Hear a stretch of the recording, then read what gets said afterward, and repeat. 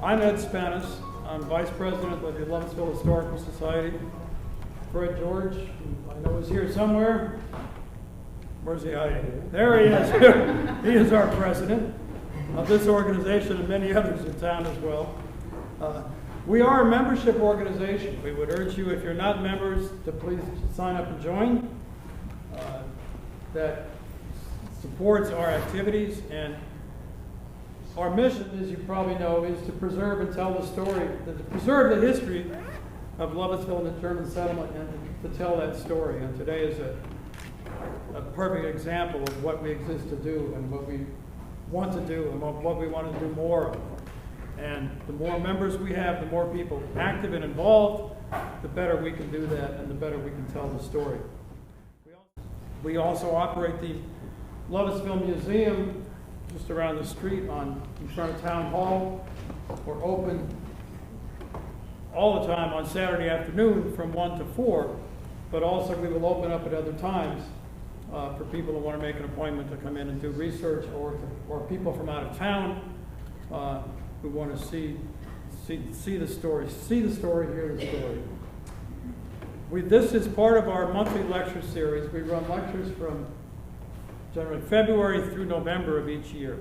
So our presenter, as you well know, is Walter Fleming today. He will be interrogated by Rich Gillespie, who's standing in the back right now, and will make his way up here. Rich, many of you know, as having been teacher of many of our children at Loudon Valley High School for 30 years or so, then was director of the Mosby Area Heritage Association. And then after that, he got promoted, and he went on the board of the Lovettsville Historical Society.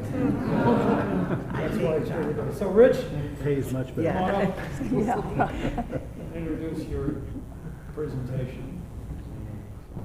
Let me come up front first, and then we're going to sit back here because we're important. Actually, it's because it's up 8 inches. We thought you could see it better because we're going to be seated. Thank you all for coming today. It's exciting to see how many of you are curious about Loudon, or more importantly, if you look around you, who have long ties to Loudon and know this community well. Walter's sort of an eyeballing this.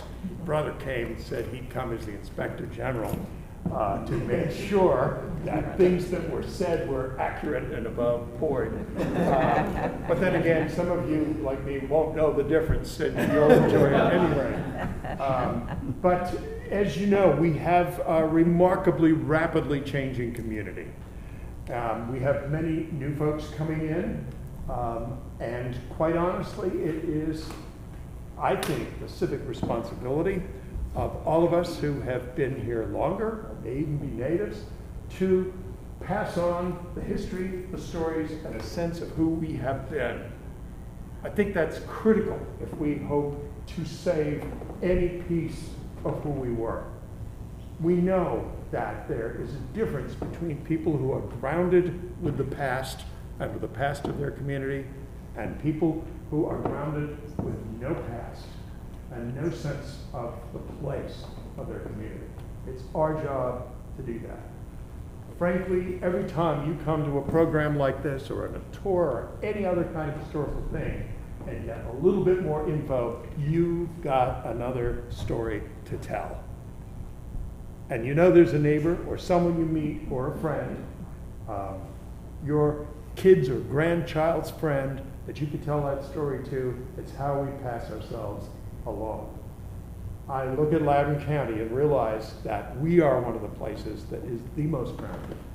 And as people come to this lecture series, they realize, my gosh, you guys have the same names as the roads. Which means you must have been in Shield at some point. But at any rate, today should be fun. You will see a certain book here that is for sale, and it is a lovely volume. It's one of those ones that in that bookshelf of books, you will keep it. I just was the lucky inheritor of some books from Milton Nichols, who many of you knew, who worked first with the hardware store and later with the electric store at First Bill. And his daughter gave me some of the books that were in his library, including a first edition of Legends of Loudon from 1938. You think about that. This will be one of those books that 80 years from now will be a little moldy, but it's still going to be in the bookshelf because it tells us how it felt to grow up here. And my job is to, sort of having read this and talked with Ken, is to take Walter through that with us. At the end, we will certainly have questions. But just so that you know that you want this volume, I just wanted to start with this before we head up to the stage and begin questions, because I love this. I read this about 4 times when I got to it, and I just said, this is priceless. Think about the way we are now. I'm thinking about your morning ride to wherever you go, whether it's to work or picking up someone or grocery shopping or whatever. And think about the kids you see on the way to school. This is Walter reminiscing. I started school in a 1-room schoolhouse, approximately 2 miles from the house as a crow would fly. The school was identified sometime by 2 names, Woodland and sometimes George's Mill. From the day I started, I had to walk across one field of ours, cross the road to a path on the Everhart farm, cross over the fence to the George farm, and then walk a path to school. One day, I remember on my way home, and wearing a new pair of red boots, I got stuck in the mud in the middle of the fields, and I was afraid to step out of my boots, not knowing what Mother would say or do. After crying and hollering for a while, I attracted the attention of a neighbor, Mr. Everhart. He had seen and watched me and heard me crying, and he suspected something was wrong, so he came to my rescue and saw that I got home. Now think about that. The idea of a 6-year-old on his way across the fields, probably a little nervous, but thinking nothing of it because that's what we did. How many of you walked to school? Most of you. How many of your children or grandchildren walked to school? My favorite was on my commute back in the early 2000s to Loudon Valley. I would get to Waterford Elementary School because the speed goes to like 4 miles per hour and there was a deputy there. And you would watch the school bus stop at the house across the street from the school, slow up all the traffic while the kid got on, drive 100 yards to the front of the school, drop the kid off. And we think about that change. So sometimes while we all sound like geezers and geestresses saying, well, I was young, nonetheless, to let them know that there was such a time, I think is important. So we're going to take a seat up on the roster. Okay, so I'm going to start with questions. First thing that you need to know is that Walter was born near the end of September in 1929. And for those of you who do not remember, the stock market crash began October 24th, followed by a second one on the 29th. So that's 4 weeks later. And yet, there had been a farm depression here in Loudon County since 1921, so 3 years after the World War had ended. And so my first question, and I'll pass the mic to you, is, you were born near Elvin, northwest, basically west of Lovettsville, on Millbrook Farm, and what type of farming was being done there when you were born? I really don't know.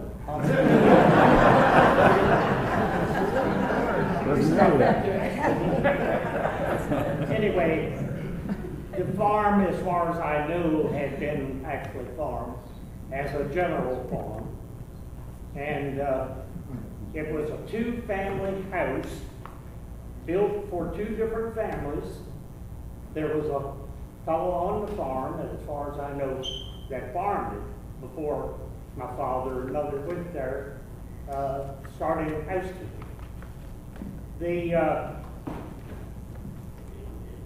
As far as I know, he only farmed, the fellow that went on the farm, but it was also a nursery and a mill and a sawmill, a mill for grinding feed, corn and wheat and what have you.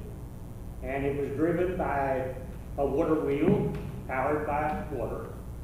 And the farmer far as I know, was Luther Hickman, and I suppose most of you knew personally. He owned a farm right out the road here back of the community center. It was Luther Hickman, his father, and he was the one that was farming when I was born. With the Depression, the farm depression on, and then the Great Depression adding on to it with the stock market crash, here's my rather personal question to you, but I've asked this many times of Loudoners. Did you have any sense of being poor, as we often think of people during the Depression? Well, when my father and mother went there, of course, they were both young folks, lived in the community. Neither of the parents had any money. I'm sure, I didn't really know, but I know they didn't have money.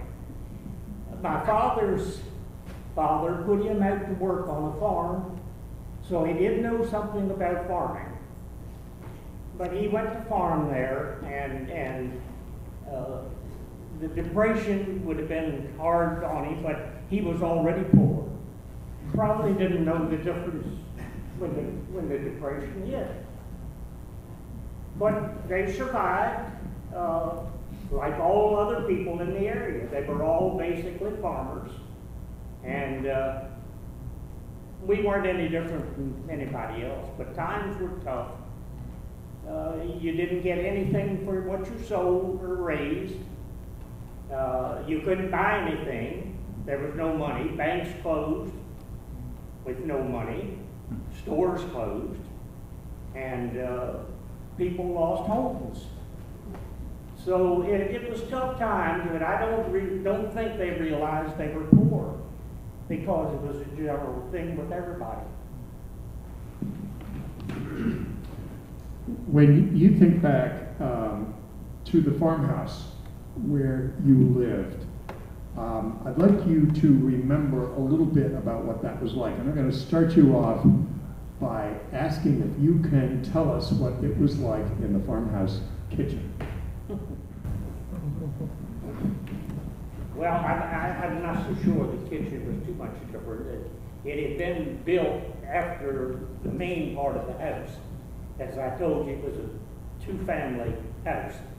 The owners of the farm lived in Washington and only used it as a summer home, owned by Dr. and Mrs. Mallory, and he would often bring his doctor friends to the farm over a weekend. Sometimes he would bring some government officials that he knew and would bring to the farm. So when the kitchen was there, the boys all slept in a bedroom above the kitchen. 4 boys, and we all slept in that room. When we were all there. We weren't all there at one time, a lot of times, but that's where we slept. There was no heat in the house except for one stove. The kitchen stove would be burning through the day, and you'd probably get a little heat in our room upstairs, the bedroom. But the fire would always go out. And at night, it would get pretty cool, and especially when the snow blew, snow would blow in around the windows and lay on the ledge all day long. It was cold. However, Mother made a lot of quilts as one on the table. We kept warm. We survived. But again, I think everybody suffered the same type of thing. Did that answer? You seem to have been worked into the farm routine and some of the work around the farm fairly early. And I wonder if you can share with us, how old were you when they started to put you to do some things, and what were the first things they had you do to help with the farm? I suppose the very first thing was carry water in that little can to Daddy. Now that's a small can, but I didn't go too far with it. He was close by, But every day, usually after lunch, by mother's rule, I had to take a nap. I laid down for an hour, sometimes sleep, sometimes I couldn't. But if I got up and went out before the hour, I had to go back. That was mother's rule. So anyway, I carried the water, and if there was ever ice, and we didn't have any refrigeration, it was ice that the iceman would bring, she would put a little ice in it. Now when Daddy had help or was out a little farther, I had to carry a little bigger can than that. But that was about the first thing I had to do. Now, there was multiple jobs as I grew older and got larger. Jobs increased, work increased, but I could name you a dozen different jobs we had to do, and I'll just name a couple of them. We had to do all kinds of jobs around the garden, pick bugs off of the beans and the potatoes, and dust potatoes with lime in a sack. I had to go to the field when I got a little larger with a hoe and dig thistles, sprout potatoes, and then of course clean up the garden afterwards, you know. Multiple things to go around the barn, clean out feed boxes. I thought of something else and did it for folks, so that gives you some list. How old were you when they started you? That's all I can say. When they thought I could carry that bucket, was about when I don't know their exact thing. How many of you remember doing things something like that? Would you raise your hands? Yeah, so that rings bells. And how many of you can't imagine having to do stuff like that? Probably because your folks didn't work at home. They worked out of the home, right? Yeah, it makes it valid. But you did get to play some. How much did you get to play? And what did you do? Well, I guess you'd call it some play. Of course, we always had, that was the time we used to go to the creek, catch minnows, chase butterflies, and lightning bugs, and that type of thing. However, we had a little pond that we had some fish with. It was very much like a sunfish, I believe they were called brims by the official name. And you could go fishing. We could go down the creek. The Georges next door had a creek that they dammed up, give you a little bigger body of water, and we used to go down that far and get into the creek. I just play around because I was always afraid of water. So anyway, and a couple other things I did. I used to like baseball from the time I can remember, big enough to remember what baseball was. And I would go out in my backyard or in what we call the chicken yard. There were buildings around and a fence here or something, and I used to imaginary baseball field where players would play, and buildings and borders, you know, the stadium, and I'd stand in back rocks. And if it went towards the player, I knew that was out, and if it went between, it would be a hit. But one day, I hit that young fellow right there above the eye with a rock. He come out of the barn, and that rock just found him. Anyway, I heard about that. I got punished for it, of course. He was all right. He wasn't hurt. Did you get Funny you would say that. anything like that for that little escapade? Yes. I could get spanked about anything. My father was a disciplinarian, and I don't regret it. I guess I deserved all of it, but he was pretty tough on us. And yet he was the best father you could have ever had. If he went any place, he'd take you. If he had a nickel, he'd buy you a piece of candy. He was so great. Okay. Something that really struck me as I was reading the memoir, Growing Up Lovettsville, was the degree to which everything on the farm in the 1930s was horse dependent.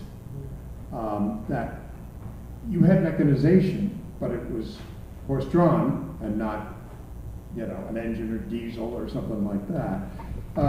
Here's my question to you. Could you tell us a little bit about some of the things that you were seeing the horses on your farm do? That of course later would seem kind of strange that horses would be doing that, but that it was absolutely common when you were young. Well, I don't know what my father started with, but I imagined a couple of horses. We got up to about, I'd say 6 or 7 all the time, horses like you see hooked to that wagon there, that picture. They were heavy draft horses. My father always kept them looking pretty good, took care of them, kept his harness, in good shape. And they were used for everything that you did on the farm. Mowing hay, hauling it in, cultivating and plowing, and everything you did, horses was required. Horses and manpower. And I can't tell you the things that we did with horses other than general farming, except one thing in particular, that every winter we of course burned a lot of wood, and we'd go to the mountain. We had 2 mountain lots, one up near where the power line goes over the mountain that's near the end of Long Lane, and the other one was out in the very corner of Arish Corner near the Potomac River. But we went every year to the Long Lane mountain lot. And one thing that I really miss today, I always liked to be on the farm and horses. They would hook those 4 horses to a wagon, and Daddy had a set of bells that he put on the horses. And he would go to the mountain early in the morning before daybreak. And those bells ringing on a cold, still morning, you could hear them a mile away, I'm sure. But anyway, we'd go to the mountain, be there at daybreak, unhook the horses, and the boys, myself, and of course my brothers, I presume, did that. I don't remember them doing it. I think I'm only one. Anyway, they'd unhook one horse, and we'd go to the top of the mountain, or right to the mountain lot, where they were cutting, and we would take a horse, drag the log back to the bottom of the mountain where the wagon was at. They'd do that all day long, and in the evening they'd load them up on a wagon and take them home. But I'd give anything today to be able to hook that 4-horse team and use that, drive that wagon. When you looked at the machinery that your dad used on the farm, was there one machine that absolutely caught your interest, that just absolutely excited you when you looked at it or watched it? I can't say I ever got excited about any of them. However, I would say the binder was the grain binder was the machine that it everything from the bull wheel that drove it. Horses had to pull it, but everything on the binder moved and worked. There were several different things. And there was 4 levers on the binder that usually a boy would ride, and one of us, and my father would drive the horses from the saddle. But the 4 levers, one operated the lifting of the reel, lowered it. One pushed the reel forward or pulled it back, and one lever tilted the cutter. If something was in the way of the cutter knife, like a stone or tree limb or something, he could pull it back up off so the deck of the binder would go over the rock. Well, the amazing thing I thought was when that grain fell back on the platform, it was pulled by a canvas to two canvases, one on top of the other, and the grain would feed up onto the platform where it was tied. On the binders, moving at the same time, was what they called a butter that would butt the bottom of the sheaf of wheat to where it looked like it had been cut by a knife. It would flatten it out to make it even. And when it dropped over to where the knife, where the knotter was at, when it got enough in there to tie, it would trigger something and the needle would come up with a string, catch the knotter would tie the knot, and then something would kick it out onto a platform where the rider could trigger, lay it, and dump it any place in the field. And usually you would dump it in a row as your binder went around the field. I'm moving this. Is that bothering anybody? Can you hear me? I'm very uncomfortable with this, and you can tell it.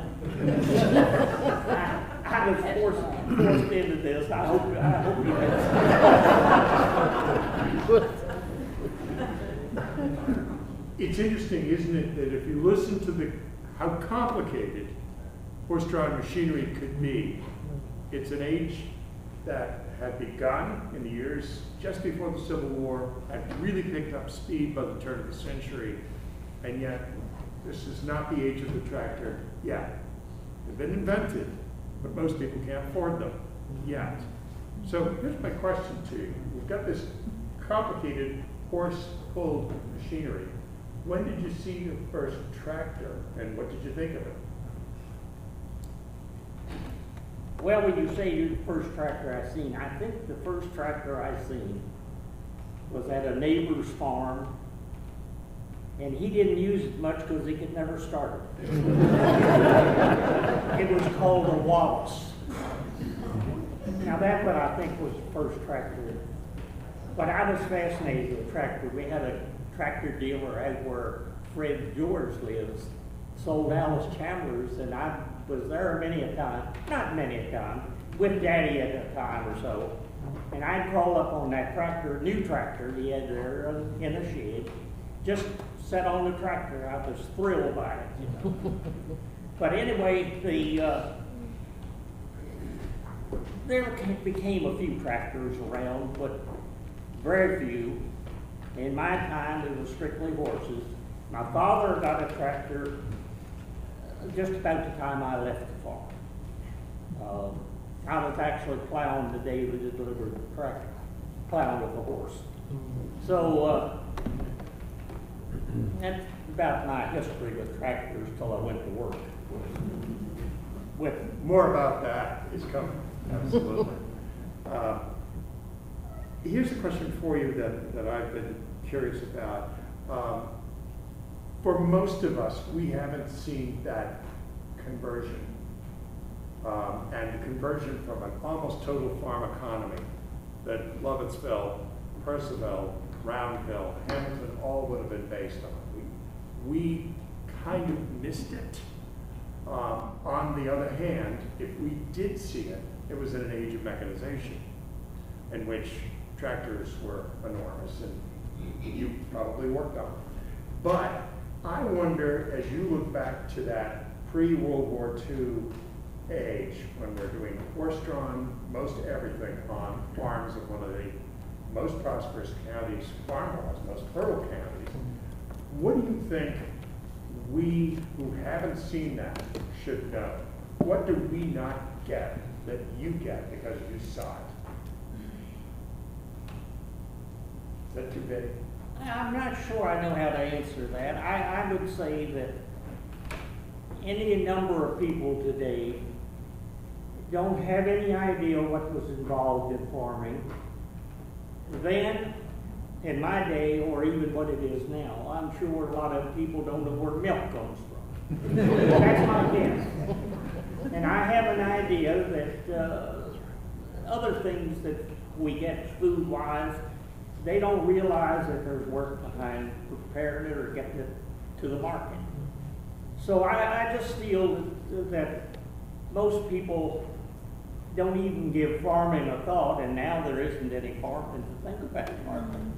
Farming is about the thing of the past.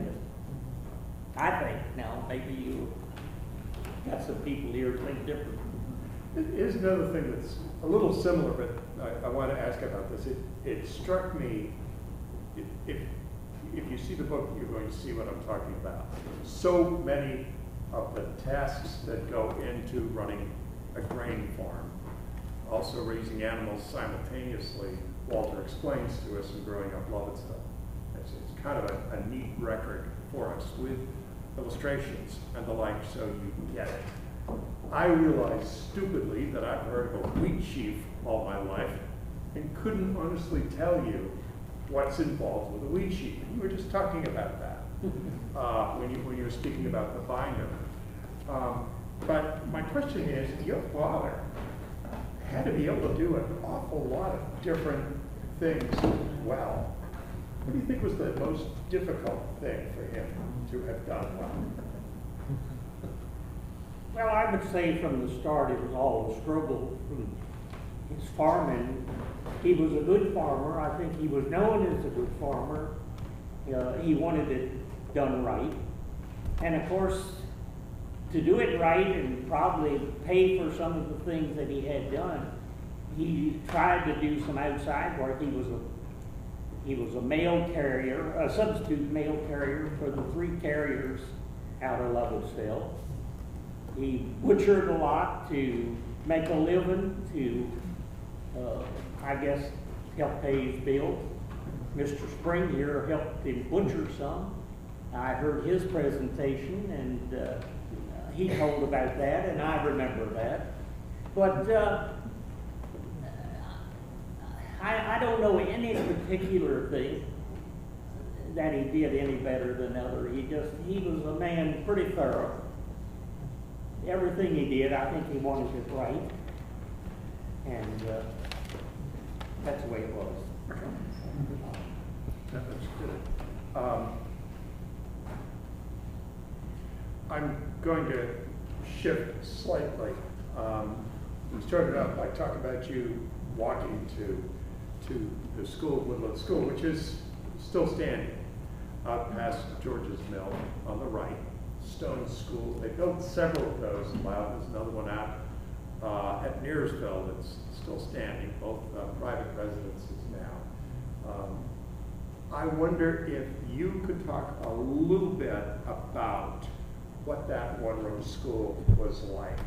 We all hear about them, but I don't think, if you didn't go to one, how does that work? And how many years of kids are going there, and how does the teacher juggle all that? Well, of course, the first thing you walk, and of course you had a time to arrive. The teacher was always there. She greeted you, but she had a classroom with all students of all sizes. The first graders through, I guess, I think they used to go to about 7 or 8, I think, in grades. I'm not sure. But some of the children would be pretty big, and those starting would be pretty small. They had iron desks with wooden top where the children could do their schoolwork. And they graduated in size. The small kids sat in the small ones, and as you increased in size, the larger ones would sit in the larger chairs. It had a chalkboard along one whole wall, which was the north wall of the school. It had a big stove in the middle of the school. They had 4 windows, if I remember, and 2 on each side. There was light. They had a bell.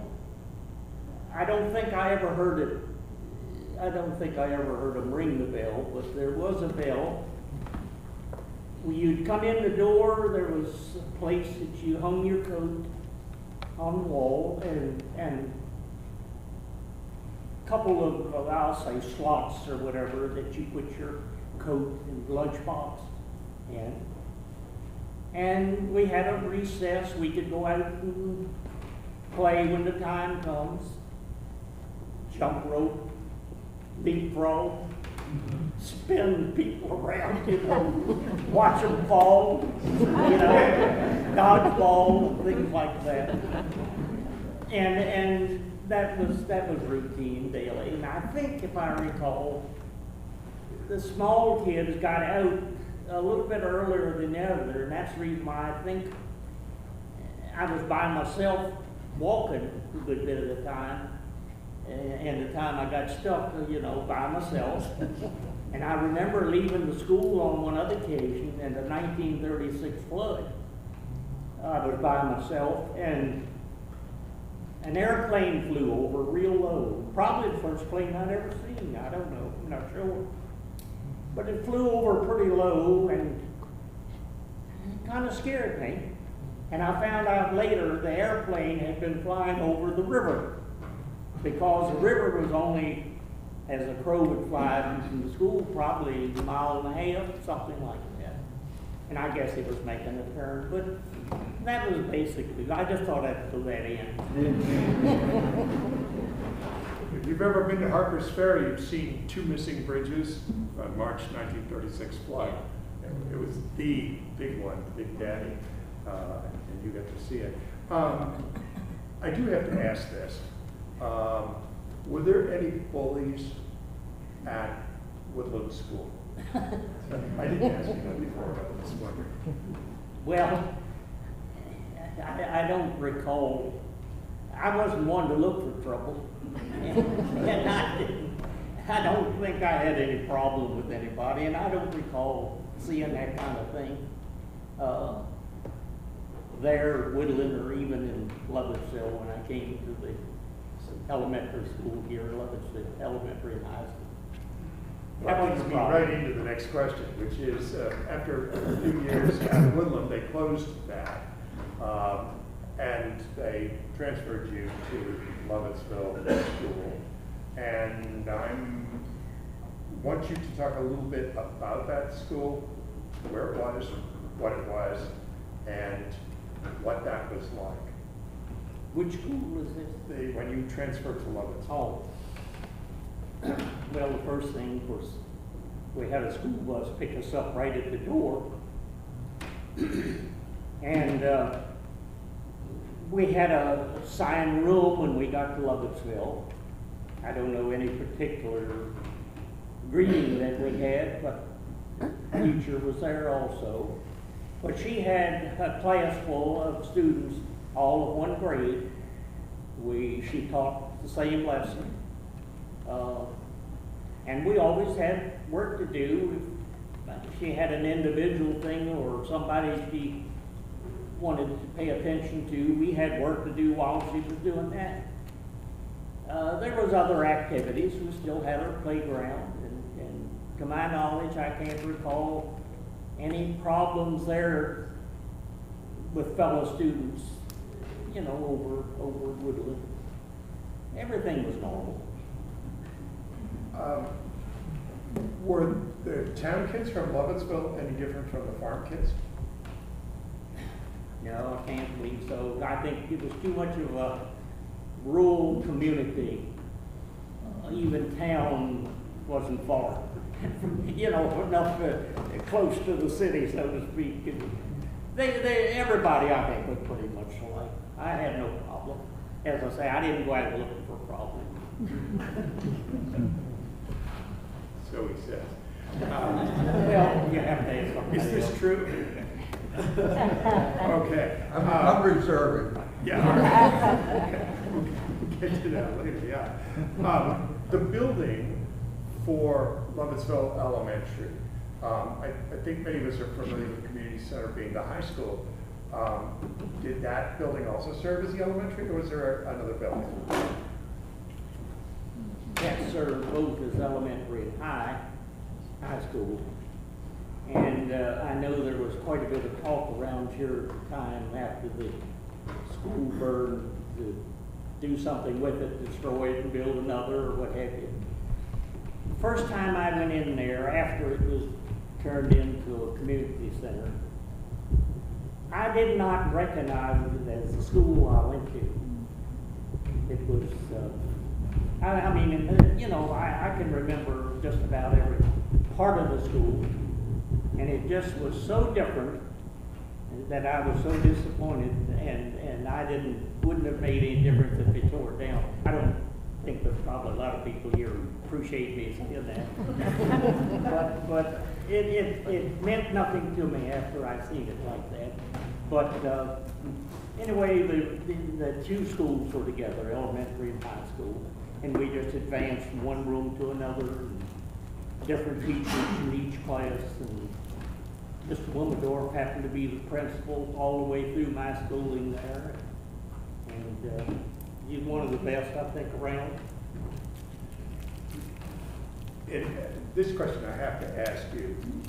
High schools get reputations, don't they? I mean, those of you who went to Lovettsville High School, how many of you did go to Lovettsville High School? You have a few hands. How many of you went to Lincoln High School? Anyone? I got to talk to a lot of people that went to Lincoln High School before I moved to Taylorstown. I lived in Percival for quite a long time, and they talked about it, and they seemed to have a view that Lincoln High School was a certain way, and that Lovettsville High School was a certain way, and that Leesburg High School was a certain way, and Ashburn High School was a certain way, and Aldie High School was a certain way. I wonder, how did you see Lovettsville High School compared to those other high schools? No, I thought Lovettsville High School was the only one. Not really. We had very little activity with any other school, any of those schools, other than we did play a little baseball and had a little competition with a team in each one of the schools. They were all pretty much alike as far as I'm concerned. I personally thought you people from Leesburg, if there's any, I always thought Leesburg was a little different. They you know, they just seem to be a little different, but no problem. And maybe they aren't me, I don't know. Excuse me if there's anybody from Leesburg. Anyway, We'll give them a minute to get up and leave. Anyway, I think basically all schools were pretty near the same with children. You know, they all run a little different, but they taught the same language in the books. Lincoln thought they were smarter. But I thought, and I want to see if this is true, that Lovettsville was best at baseball. True? I didn't know there were one. I wouldn't say that was a fact. We would win a game every now and then. We weren't that good. You know, of course, in those days, we always had a coach, and it was a teacher. And truthfully, of course, I was just a kid. Even in high school, I called myself a kid. I feel like I knew about as much as their coach about baseball. But all they did, let us play, and we went to their game, and that was it. But our record didn't turn out to be too good. Lovettsville does have a pretty good reputation, though, in terms of feeding high school to this day, and particularly softball seems to feed well into Woodruff's program. That's why I asked that. It is odd as you talk with people about high schools come and gone. I got to talk to some people who had gone to catch this, the Unison Bloomfield High School, which burned in 1915, and they were absolutely convinced that they were the best baseball team. That's over 100 years ago. But it's interesting that some of those stereotypes, as you say, may not be quite so true. But here's my next question. On the cover of your book, you are proudly standing in front of the school bus. And I could immediately relate to that, because my first day in college, I had to walk to high school, because I didn't live that far from where I went. The guy in the next room to me and his roommate both came from Franklin County here in Virginia. And they had both driven school buses. And I was 18, and I was thinking, what? I was thinking about what a horrible driver I was, how many wrecks I had in the first year of driving, and thinking that these two goons had been driving a school bus. You were driving a school bus at the age of 17? 16. 16. Tell us a little bit about that. Well, you know, I have an idea that if a lot of parents here today knew how I started driving, they wouldn't appreciate it. Today, when you, and I drove, I retired driving the school bus. So if I went to drive today, you'd go through four different kinds of tests and questions and answers. You have to have 40 hours of book, so many hours of driving. I hadn't been driving anything, even a car, hardly before I applied for the school bus. I had never been in the bus, never driven a truck. Daddy didn't have a vehicle much to drive. He wouldn't let me drive anyway if I had it. Because we couldn't do just anything we wanted. Anyway, I got my school bus, brought it home, would drive it out in the field, before school started, that is. Drive it out in the field, and I'd stop and open the door, and I'd close it, and drive a little further, you know, and open the door and drive again. I started out driving. I had no problem. I got along fine, and as I say, I got a job with driving and retired driving. Drove about 11 years and retired. Things are much different. And I had two different routes. I started a route. I believe the question you had, if I remembered it, there's one portion of it I'm not sure, but I drove in the Irish. I drove on the west side of the school.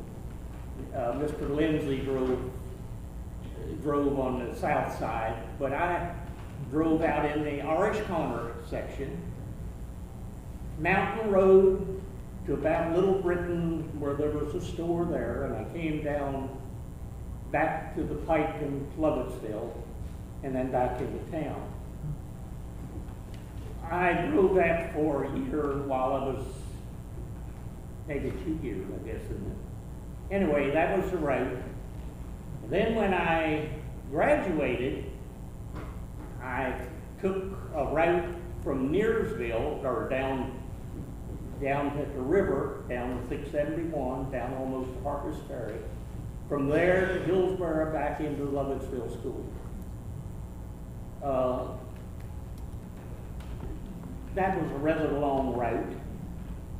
We picked up both high school and elementary the day they wouldn't do that. And it was such a long drive, and remember, I'd come back around and park the bus and get up in the morning and drive all the way around to Harper's Ferry. So I asked them for permission to go through Brunswick, which they gave me permission to drive through Brunswick to come out up at Sandy Brook or across the river from Nearsville Road, 671. And I was always so afraid of crossing that Brunswick Bridge. If you was ever around when it was, you know, in operation, drive over it, you felt like the boards were going to give away. They would just make all kinds of rattling noise. And I also have seen two of the mill trucks. The mill was right on the other side of the river. And of course, when you emptied the bed or whatever you had in it, the sides of the bed would spring out, you know. And I've seen on a couple occasions, trucks get caught there on the bridge. You know, couldn't pass because the bridge wasn't wide enough.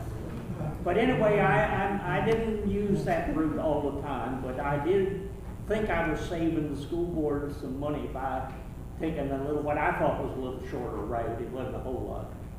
But my experience was totally good. I'll just tell you, I had one little problem over in the Nearsville bus one time. I'll just tell you, this is kind of amusing. I don't remember what the occasion was, but I put a boy off. Now, you couldn't do that today. But he got off of the bus. I got him off, all right, no problem. And I hadn't any more and started out again. Somebody picked him up. And he went by. And he gave me the finger. So anyway, I told the boy that he couldn't go back to school until his parents talked to the school and made arrangements, you know, for him to come back to school or on the bus. The next morning, his mother came out with him. She got on the bus, which wouldn't be allowed today. Nobody can ride the bus but the children and the bus driver, unless there was special permit given to them. But she got on the bus, it was all right then, and she rode to Hillsborough. And when I got to Hillsborough with the load, someone, a teacher or someone met me and said, would you come back from Lovettsville? When you empty Lovettsville, come back. So they wanted me to talk at the same time. They talked to the mother and this child. So I turned around after unloading here in Lovettsville. I went back to Hillsborough. The mother had already thrashed the boy, made him apologize to the teachers, and he apologized to me, and I never had any more trouble. And so the rumor that his finger was cut off is untrue. No, I had very little trouble. I had my last school bus was, as I say, I retired from that, and I served 3 different schools in the town of Leesburg, right through the town with the largest bus that the fleet had, extended chassis, stub nose bus. I went through town 3 times a day for 3 schools. And when I picked up one, unloaded it, I went for another. Now, how I could load so fast, I picked up in one place where they had apartments. My bus, I think, held something like 60. I had about 55 get on one stop. So it didn't take long to get my bus loaded. So anyway, and most of them Spanish children, which never caused me any trouble, no problem. But I'd unload one, go pick up the other, and I had 2 elementary and 1 high school, and I had very little trouble, no trouble. If I remember, Lovettsville got electricity in 1923. That rings a bell somewhere. When did your farm get electricity? Well, we had, when I was very young, we had no running water, we had a pump, no electricity, no heat other than the wood stove, no plumbing. We had outside toilets. Of course, there was a dug well with a hand pump. I'm not sure when electricity was put along the road, you know, but I'm sure the line was strung. But we didn't get electricity until 1937. Plumbing and electricity was put in about the same time. And it could have been on the road, but we didn't have it in our house, but it was actually put in our house in 37. It took the plumbers and the electricians for that. It's a rather large house. It took them about 2 months, I think, to do both of those jobs, plumbing and electric work through the house.